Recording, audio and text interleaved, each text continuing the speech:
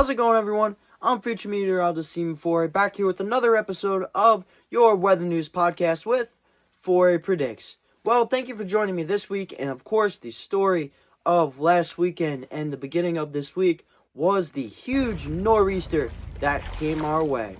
That's right, a nor'easter came our way. If you didn't see my video reporting on it, basically we got lots of heavy wind, lots of rain, as well as coastal flooding, which is really the worst part of this storm. You could see there, the East Islip Marina, where I reported from, the road leading up to it was completely flooded out, and parts of New Jersey, and really all throughout the tri-state area, there was lots of flooding. So I hope everyone is safe and didn't have a hard time with the flooding.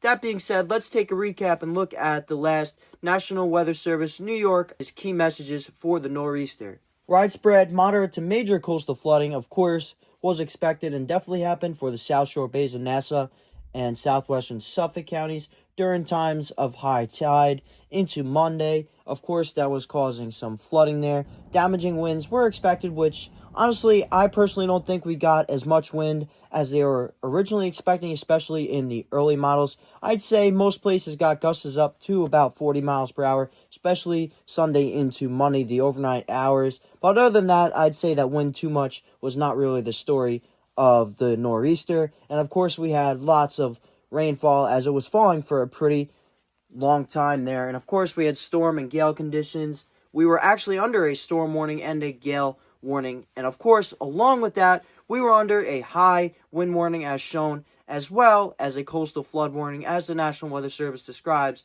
in this X post here. Speaking of raining and flooding, places throughout the country have actually been getting lots of flood as well, like Arizona. So that is definitely something to keep an eye out on. We definitely needed the rain here, but places that get rain a lot don't necessarily need the rain as they have saturated grounds. Now, this here from the National Weather Service shows different isolated total rainfall amounts as well as peak wind gusts. Notable there, you can see Eaton's Neck, New York, with a 57 mile per hour wind gust. That's pretty intense, guys. And then behind me here, you can see the National Weather Service map for rainfall. Of course, as you go further out east and pretty much north and south shore there, you can see along 495 there, you had a lot of rain, 3.47 inches there. That is pretty crazy. Up there on the North Shore of Long Island and then the South Shore there. And then 2.58 inches all the way out by Montauk. So we definitely got hit pretty hard by this nor'easter. Shifting gears to the tropics now. As you can see here, earlier in the week, this is what the tropical outlook was. Pretty good chance for development there out in the Atlantic. And guess what? It did develop. Here is what it turned out to be. Tropical Storm Lorenzo. You could see its track here. Not looking like it's going to be a threat at all to the United States or really to any land, which is really good. And for the last thing for this week, this is the current 7-day outlook issued by the National Hurricane Center. You could see about a 20% chance of development there going out near the Gulf, but will it be a threat?